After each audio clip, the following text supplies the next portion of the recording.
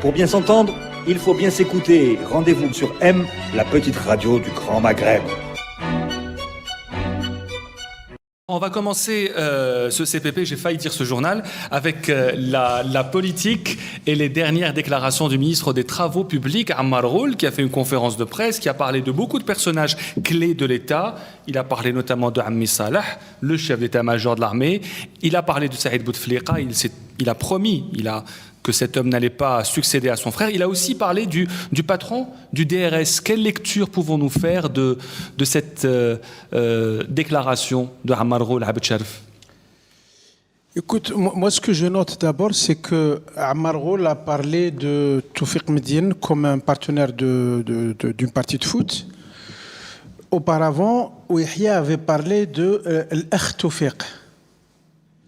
Et on découvre que Toufiq Médiane est un être humain comme les autres qui joue au foot, c'est le frère, c'est le copain, etc. Et j'ai l'impression qu'il est en train de sortir un petit peu du rôle de le héros masqué qui est derrière le rideau qui tire les ficelles pour devenir un être humain normal.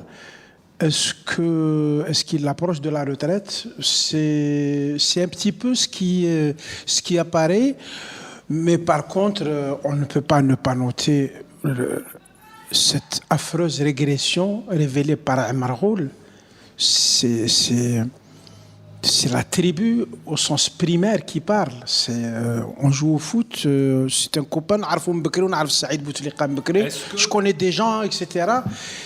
On n'est plus dans la République, on est dans le quartier El Houma, la tribu. Au mieux, on est dans le Houma. On est dans l'incroyable domination de la médiocrité, il faut le dire. Est-ce que c'est une intervention anodine ou est-ce qu'elle est préméditée quand Ammar Ghoul parle du général Toufiq? On ne peut pas parler de Toufiq Médiane de cette manière, de manière anodine. Ça, il faut l'exclure. Adel Mehdi, c'est prémédité, c'est anodin? Qu'est-ce qui cache ça? Quand on parle de cette forme de normalisation et de démystification, entre guillemets, de Toufiq, ça remonte à peu près aux déclarations de Saadani, quand il a commencé à... Et même Saadani l'a rappelé la dernière fois en disant « Grâce à moi, vous ne faites plus le geste du cigare, vous parlez de Toufiq Médiane directement dans les médias. » Donc il y a quelque chose de bizarre autour de cette tentative de démystification, comme si on voulait rendre le DRS très présent, paradoxalement parlant, dans les discussions. On voit beaucoup Toufiq, on voit beaucoup Gaïd Salah, on voit de moins en moins Bouteflika pour des raisons objectives.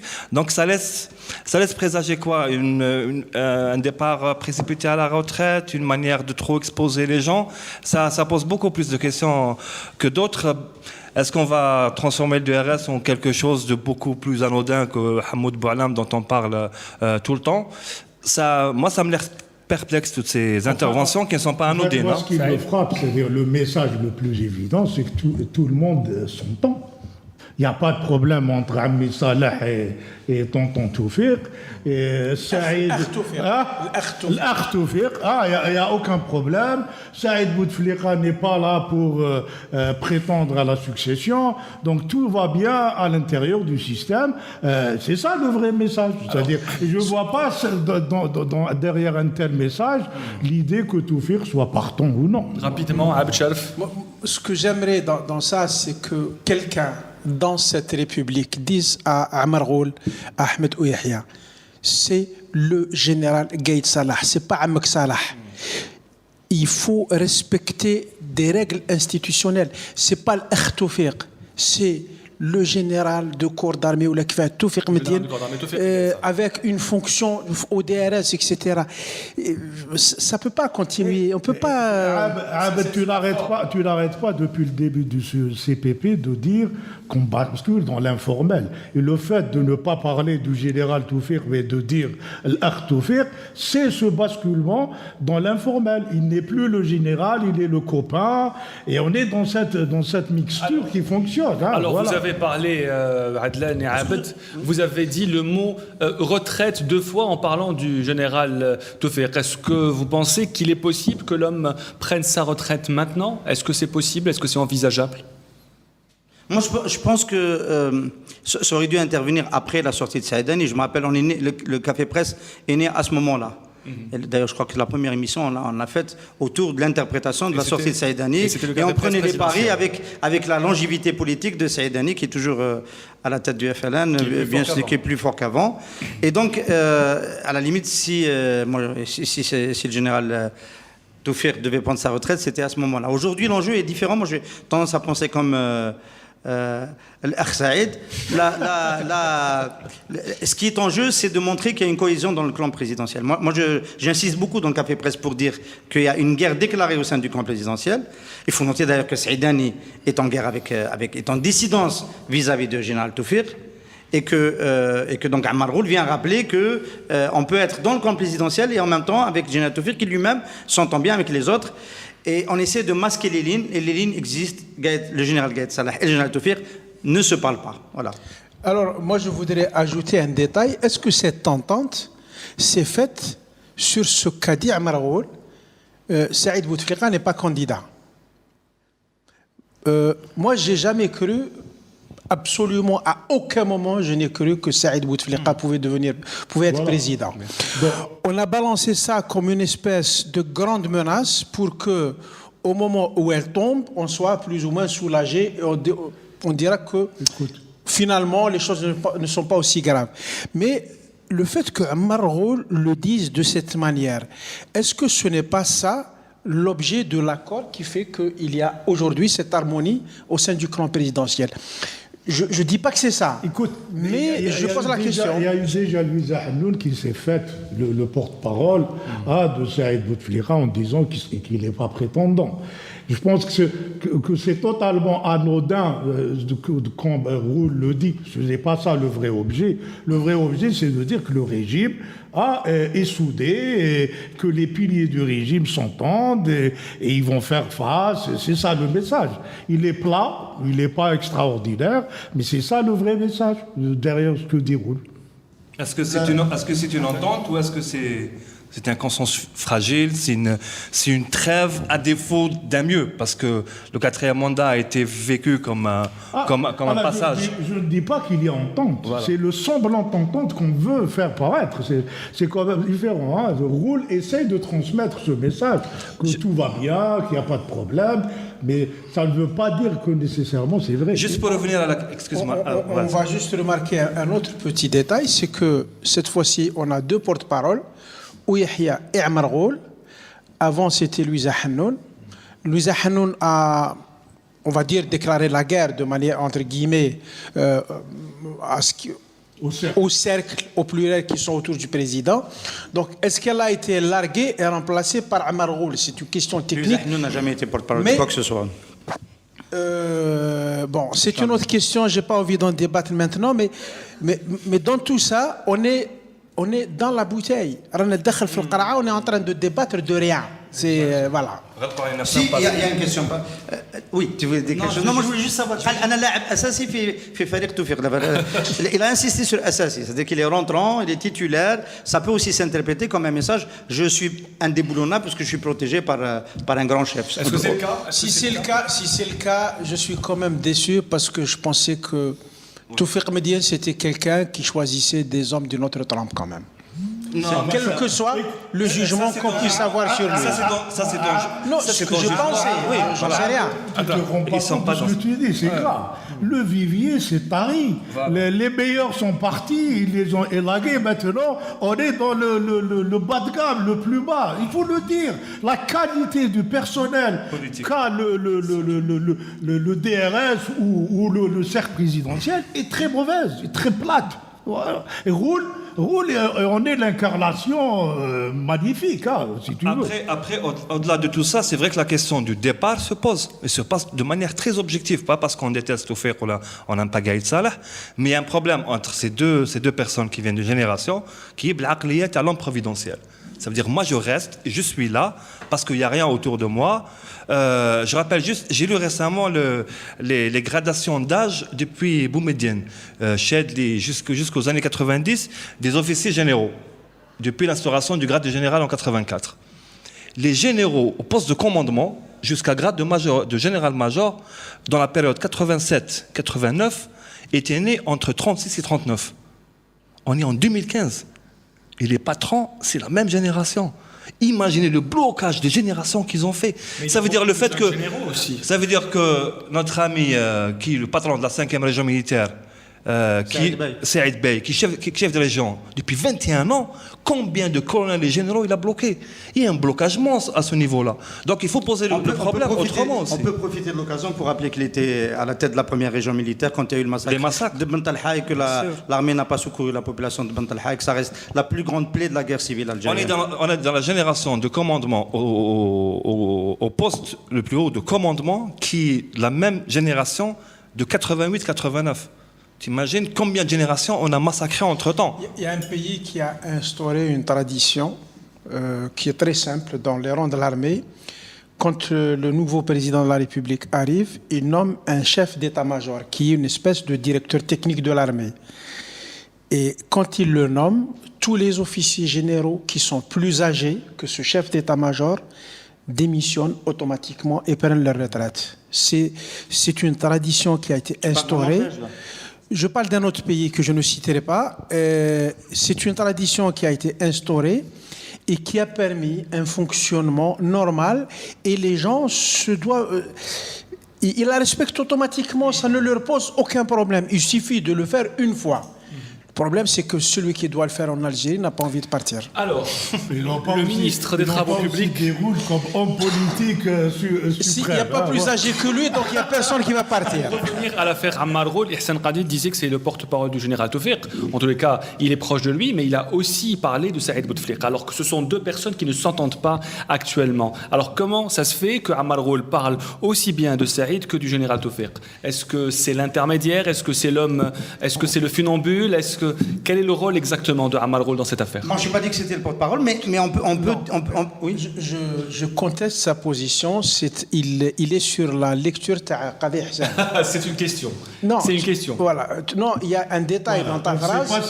Ces gens-là sont en désaccord. Ouais. Ça, c'est la thèse de Qadi Hassan. Voilà. Si tu t'alignes sur eux, ça devient juste. Si, le désaccord existe. C'est toi qui. Non, le désaccord existe. C'est le désaccord entre nous aussi. C'est aussi la thèse. Est-ce que le général Toufiq et le général Gaël Saleh s'entendent? Non, on sait qu'ils ne se parlent pas depuis longtemps. On peut faire un vote au CPP. Comment tu dis on sait? Le on, c'est qui? Ça peut être confirmé. Non. Selon des cercles bien informés. Il n'y a pas de cercle bien informé. Il y a des gens ils ne peuvent pas le confirmer eux-mêmes. Il y a des cercles qui murmurent et qui susurrent. Non, on peut prendre comme exemple. On peut très vite, très simplement. On peut pas. Je pense que les auditeurs du Café Presse attendent de nous quand même d'être un peu précis. Le général Gaël Saleh soutient Saïdani et lui envoie un communiqué de félicitations. Saïdani insulte le patron du DRS. Bon, et ne serait-ce que sur cet indice-là, ils peuvent pas. Il ne faut pas sortir de Saint-Cyr à Béchel pour comprendre ça, je pense. Non. Je peux te répondre je peux te répondre que Saïdani est une pure création du DRS. Qu'à un moment donné, il a joué... Qui a dit ça? Qui a dit que Saïdani est une pure création de DRS? Voilà. Donc on le tombe dans les bains. C'est quelqu'un... Non, on peut rappeler les faits. Moi, je peux rappeler les faits, mais je n'ai pas envie d'aller dans le détail. Il est passé par l'étape patriote, antiterrorisme, etc. Il a pris les armes. Il a toute une carrière là-dedans. Et ça, c'est le DRS quand même. On peut être d'accord sur ça. Donc, Saïdani a été une pure création du DRS. Il est passé dans le cercle du pouvoir. Dans ce cercle, il y a eu un conflit à un moment donné. Les gens se sont positionnés de manière plus ou moins autonome. Et puis, le cercle du pouvoir s'est rétabli. Et les choses se rétablissent. Ça ne se passe pas à l'émotion ou à l'affection. Ça se passe à l'intérêt pur. Merci Ahmed. Alors l'autre grand... Merci pour cette fiction. Merci. Alors l'autre grande information de cette semaine, c'est évidemment l'épilogue du procès Khalifa 2. Donc il n'y a pas eu grande surprise. Le principal accusé a été condamné à 18 ans de prison ferme. Ihsan Qadid, vous aviez couvert le procès Khalifa en 2007. Alors, est-ce qu'il y a... On peut noter que la peine est moins grave et moins lourde. Elle est plus légère. Alors, moi, j'ai reçu l'avocat... Khaled Gourayou parle de deal. Khaled Gourayou parle de deal. Pour vous, il n'y a pas eu de deal. Il n'y a pas de deal. On a eu monsieur le maître Lazar, qui était le principal défenseur. Enfin, il y en avait deux, de Moumen Khalifa, qui nous a expliqué donc, sur Radio M un petit peu la démarche. En fait, il s'agissait de montrer que, il n'y avait pas d'acte délibéré, de volontaire, c'est-à-dire dès la création. Il faut noter que dans cette affaire, le notaire qui a créé la société a été condamné. Maître Lahal, pour dire qu'il y avait une préméditation dès le départ. C'est-à-dire on a créé une société pour escroquer des épargnants. Donc tout ça est tombé. On a réussi à faire tomber cet aspect-là. Et restait ensuite la responsabilité du régulateur. Est-ce que le régulateur a bien fait son travail, la Banque d'Algérie, ou pas? Est-ce que le régulateur aurait pu éviter que les choses en aillent là, ou pas? Le ZAR a fait, Maître Lazar, la défense a essayé d'expliquer que la banque était bancable, que le groupe pouvait tenir la route et que c'est une décision politique qui a débouché sur la liquidation. Et que si on n'avait pas fait la liquidation, on aurait pu rembourser tout le monde, etc. Voilà, c'était ça la ligne de défense. Bon, on peut considérer que quelque part, il a été un peu entendu. Mais de deal, il n'y en a pas eu. De deal, je ne pense pas qu'il y en ait eu. Adel Mehdi, le procès Khalifa, 18 ans de prison ferme, pas de surprise? Non, je reviens à un très bon papier qui est sorti aujourd'hui dans le Khabar, où ils ont essayé de sonder les gens, les citoyens autour du déroulement de ce procès, où les gens au début s'accrochaient beaucoup. Après, on voyait que le désintérêt, même dans les rédactions, on ne suivait plus. Moi, personnellement, j'ai arrêté de lire les comptes rendus parce que on voit que c'était de Salima Temsani. Bah voilà, j'étais une balance en plus. Oui. Parce qu'il y avait un désintérêt et on savait que ça. Comme on dit en arabe, ça veut dire on avait vraiment dilué ça dans des détails et des procédures et on avait vite compris qu'il va y avoir la même chose que le procès autoroute Est-Ouest, bien que le procès autoroute Est-Ouest était beaucoup plus intéressant parce que là on est parti dans les affaires DRS, présidence, etc. C'était beaucoup plus intéressant, mais est-ce qu'il y avait un deal ou autre chose? Écoute, je vais un peu aller à l'encontre. Il n'y a pas de deal, c'est-à-dire il n'y a pas eu un X de la présidence qui est venu chez Rafik Khalifa pour lui dire on deal comme ça. Mais Moumen Khalifa est pris en tenaille, il a deux choix. Soit il fait un procès de rupture et il risque de payer lourd, soit il accepte de jouer le jeu, d'éviter de faire des vagues. Et c'est l'option qu'il a choisie. Ses avocats ont fait leur boulot. Ils ont fait leur boulot à l'intérieur de ce cadre-là. Le deal, c'est là. C'est Moumen Khalifa a accepté la partie. Et il s'en sort bien. Il s'en sort bien. Le régime s'en sort bien, tout le monde est bien content et on est dans une histoire de famille. Et on règle cette histoire tranquillement. Oui, voilà. Est-ce qu'il y a possibilité que Moumen Khalifa sorte avant de purger ses 18 ans de prison? Oui, c'est tout à fait possible. C'est tout avec l'histoire de remise de peine, de bonne conduite, etc. Ça va arriver. Ça peut arriver. Vous pensez que ça va arriver? Oui, ça c'est dans la logique des choses. Ça, il n'y a pas de problème. Et il lancera une autre banque probablement. Là, je serai client. Ensuite, une question de deal. En fait, c'est le contenu du mot deal qui pose problème. C'est pas une négociation. Les gens sont chacun dans son poste et ils comprennent, chacun comprend de son côté qu'est-ce qui est le mieux pour lui et ils l'ont fait. Par contre, sur le fond, sur cette histoire il y a un aspect, moi, sur lequel je voudrais insister, c'est que ce procès me gêne, après coup. D'un côté, je me dis, on se débarrasse de cette histoire. On l'a traînée pendant des années, scandale Khalifa, corruption, Algérie corrompue, détournement, etc. Et on avait hâte de se débarrasser de cette affaire, pourvu qu'on oublie, et ça, c'est bien. Mais d'un autre côté, on sent que c'est un procès qui est biaisé, que ça ne s'est pas passé dans les normes, et que l'Algérie est quand même un pays qui est encore incapable de rendre justice. Voilà. Et à propos de procès biaisé, il faut quand même noter qu'on est en deçà de 2007. En 2007, il y a en fait dans le procès, il y a deux grandes accusations. Il y a l'accusation d'être corrompu, d'avoir déposé, parce qu'on est corrompu, d'avoir déposé chez Khalifa Bank, et l'autre accusation, c'est d'avoir fermé les yeux. Donc la Banque d'Algérie ou le gouvernement ou au-dessus du gouvernement.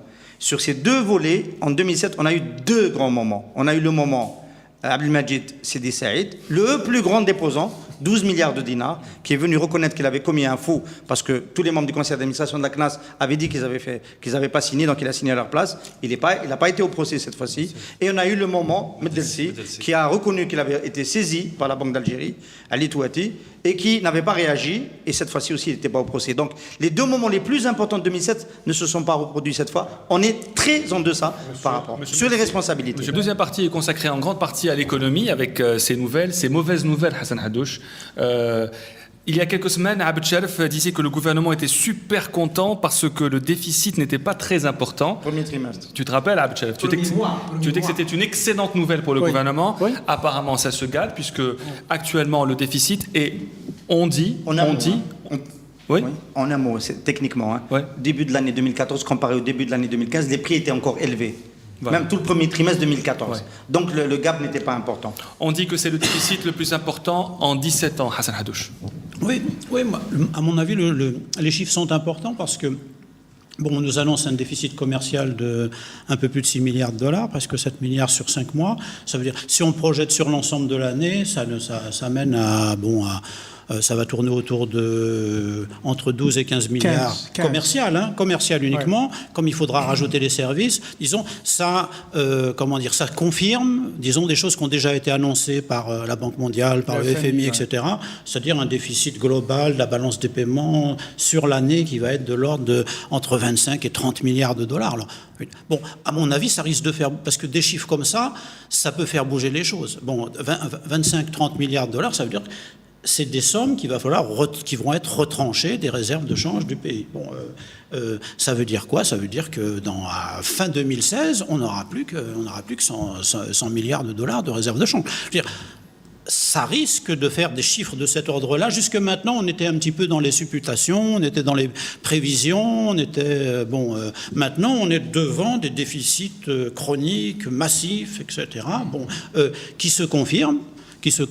On n'est plus dans les prévisions, et bon, je veux dire, ça peut faire réagir, ça peut faire, disons, c'est pour ça que le plan d'urgence de Nabni, qui a été publié cette semaine, est un événement important, parce qu'effectivement, lui aussi, il souligne le fait que, en gros, en dépit de beaucoup d'effets d'annonce, de beaucoup d'activités ou d'activisme du gouvernement, en fait, on a, disons, une pratique gouvernementale qui tourne à vide un petit peu, qui annonce beaucoup de choses, mais qui ne se traduit pas par des résultats significatifs. Face à ça, qu'est-ce qui se passe? Est-ce que la loi de finances complémentaire... Oui, il faut séparer deux choses. Oui. La brutalité des chiffres, tels que décrits par Hassan Haddouche, déficit 25-40 milliards de dollars. Le FMI en a parlé, la Banque mondiale, les spécialistes en ont parlé. Il faut séparer ça de ce que va faire le gouvernement. C'est deux choses totalement différentes. Le gouvernement n'a pas encore compris ce qui se passe. Non, il faut arrêter avec ça. Je termine. Le gouvernement, ça fait 10 ans que ils ont sorti une mesure. Tu sais ce qui s'annonce dans la loi de finances Jaya. Retour l'Amel Bou. On va rationner le carburant avec des bons. On va revenir à une gestion qui était en vigueur dans les années 40, pendant la Deuxième Guerre mondiale. C'est ça le gouvernement algérien. C'est pour ça que dans tous les pays du monde, un choc tel que décrit par Hassan Haddouche provoque au moins une lecture des propositions de Nabni. C'est mon papier de demain. Je fais ma promo avant toi. C'est sur Internet, tu cliques et tu as un certain nombre de solutions. Le gouvernement les refuse, il va instaurer des bons. Qu'est-ce que tu veux? C'est l'Algérie. Voilà. Il faut juste noter quand même que pour l'instant, c'est rien d'officiel, que ce sont des annonces dans la presse. Peut-être qu'ils vont t'entendre et nous éviter l'affreux bon. J'ai dit dans la chute du papier, mais allez, je vais révéler, je vais tuer mon papier. La chute du papier, c'est que j'espère que c'est une blague de celle-là. On va faire parler le porte-parole du gouvernement. Je reviens un moment sur les chiffres, parce qu'on montre les chiffres de cette semaine. C'est pas le choc du gap. Le choc du gap, je pense que quand celle-là a changé de langue et de langage il y a un mois, En fait, c'est ça qu'ils nous annonçaient. Donc, c'est déjà anticipé. Bien. Ce que les chiffres nous ont montré, c'est que les solutions que le gouvernement essaie de déployer, de chipoter sur les importations, de bloquer des importations, notamment des importateurs étrangers qui ne peuvent plus rentrer, etc., qui ont permis de réduire les importations sur la même période de 6%.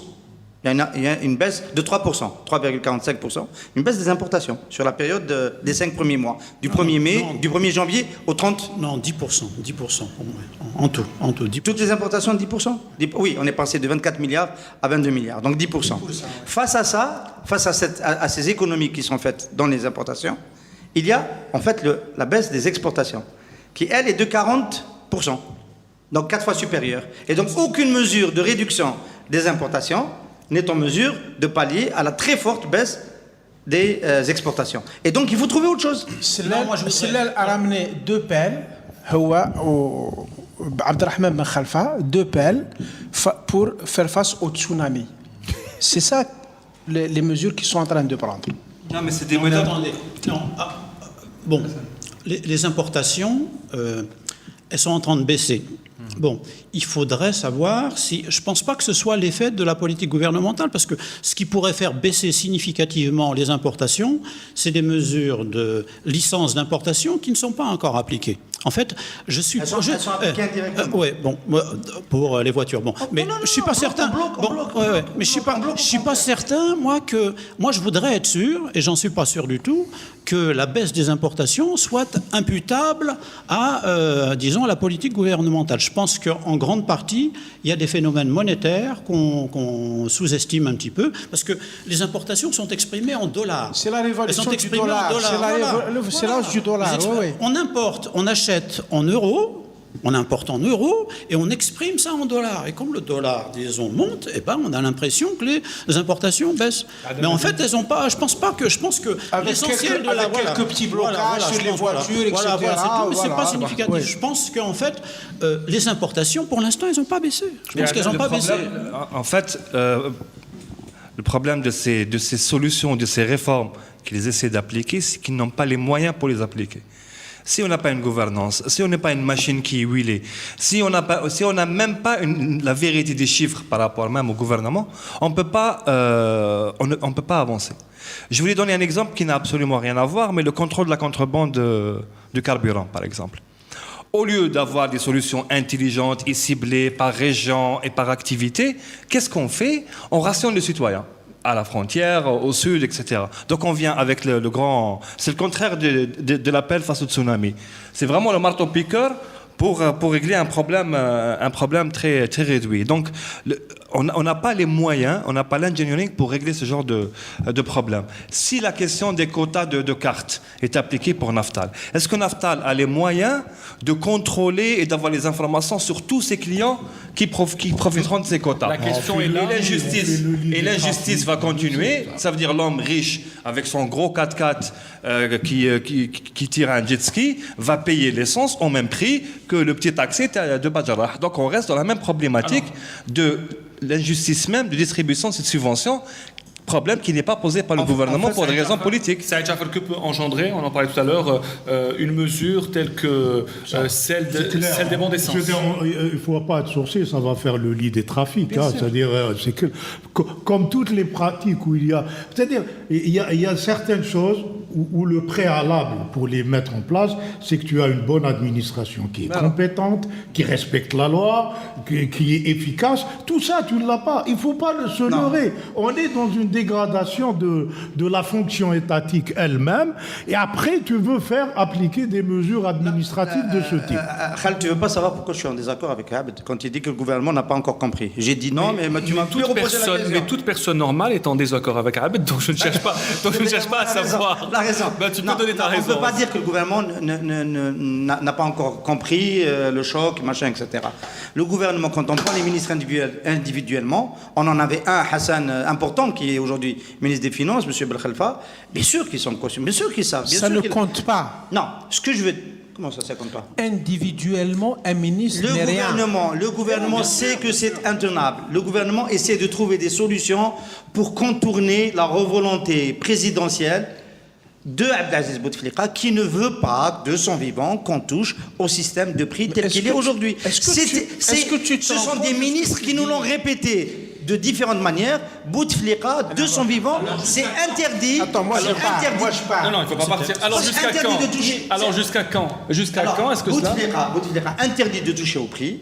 Cela lui-même, on peut facilement comprendre que quand il installe la gouvernance du secteur d'énergie, le ministre d'énergie et le patron de la Khor, il sait que ça ne peut pas aller, mais il est obligé de leur dire faites quelque chose, mais ne touchez pas au prix, et ainsi de suite. Ça donne quoi tout ça? Ça donne, on essaie de trouver d'autres solutions pour réduire quelque chose qui est insoutenable.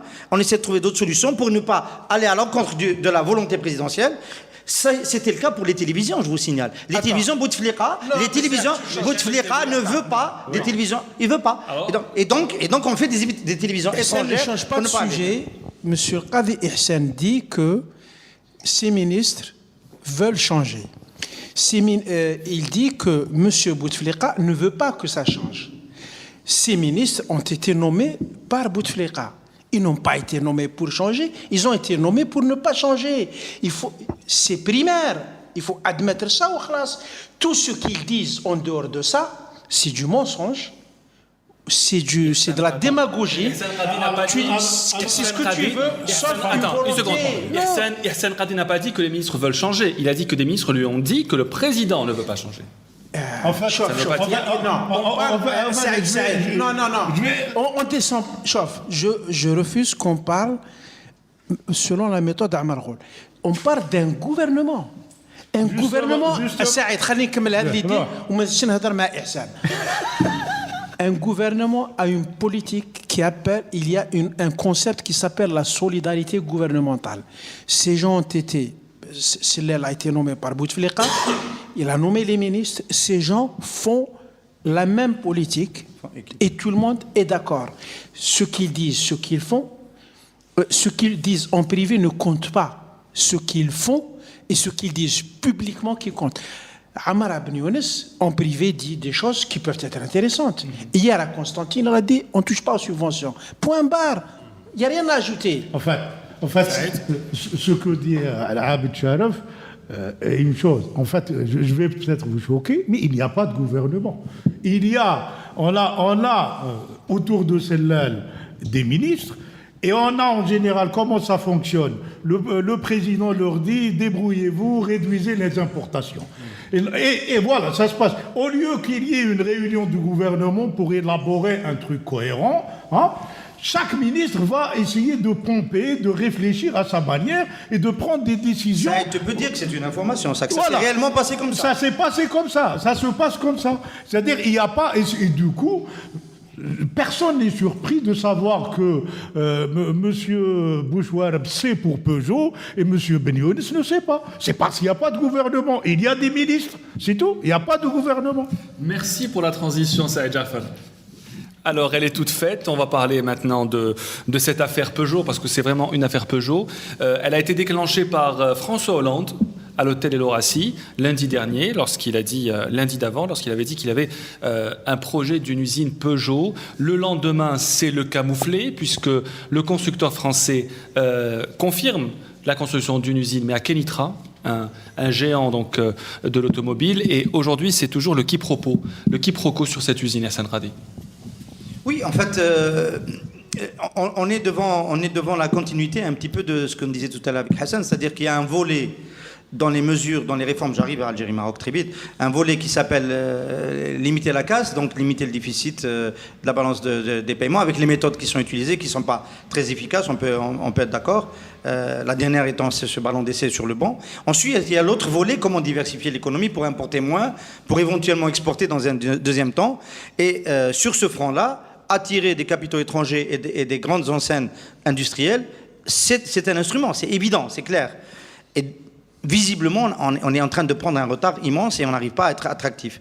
Ce qui s'est passé la semaine dernière avec François Hollande a réveillé, à mon avis, une partie de la classe politique algérienne qui pensait réellement que l'Algérie était maîtresse des cartes et pouvait décider qui pouvait venir ou pas, à quelles conditions ou pas, etc.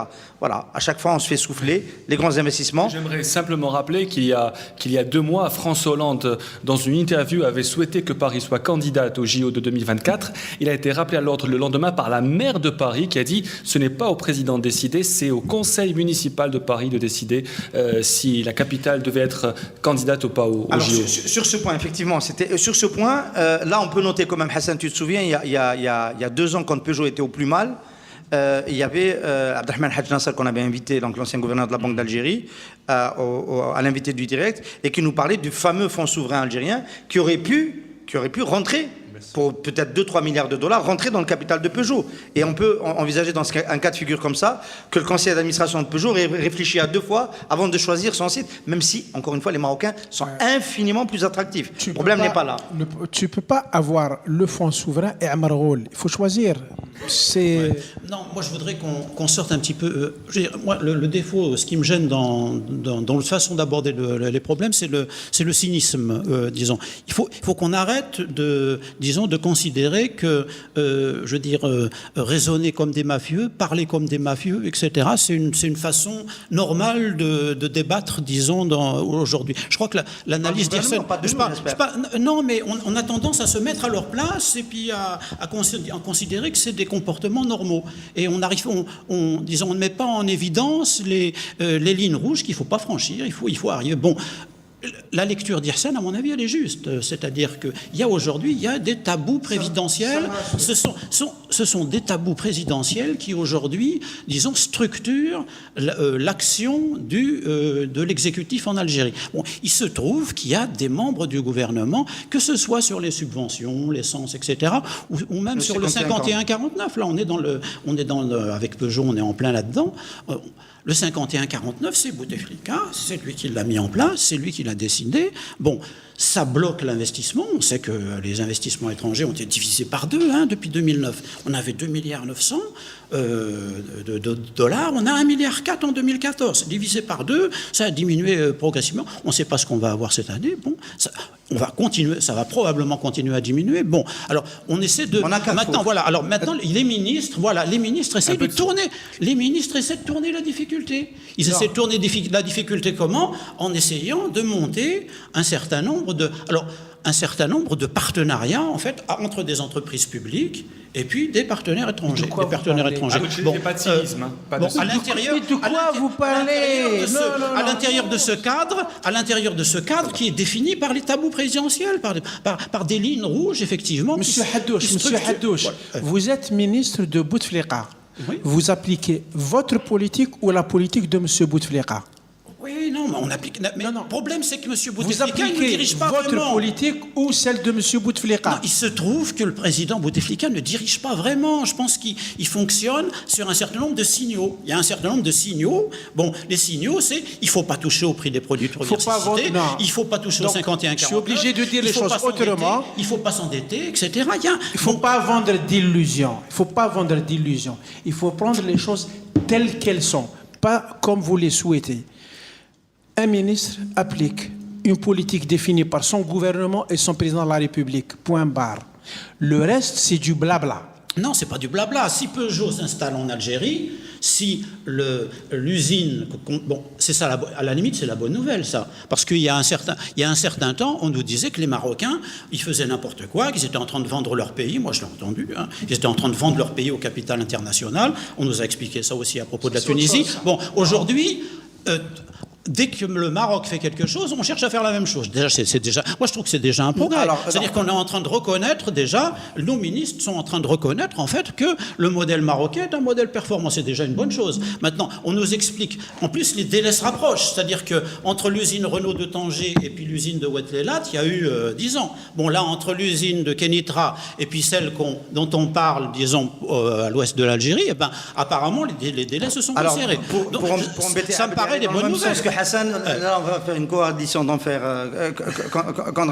Le débat s'est poursuivi chez Nebni qui a attiré la sonde, qui a demandé à ce qu'on supprime le 51-49 et qu'on supprime le CNI, cette instance-là qui décide de qui peut investir en Algérie ou pas, et qui est un vrai lieu de négociation obscure dont on ne sait pas pourquoi XA peut faire une cimenterie, Y ne peut pas faire une cimenterie avec un partenaire étranger. C'est un vrai lieu d'enjeu de gros sous, on peut le dire comme ça. Nebni essaie de prendre, une partie dans le débat, essaie de prendre ce qu'il peut y avoir de positif dans ce qui se passe avec cette cette priorité marocaine dans l'investissement Peugeot.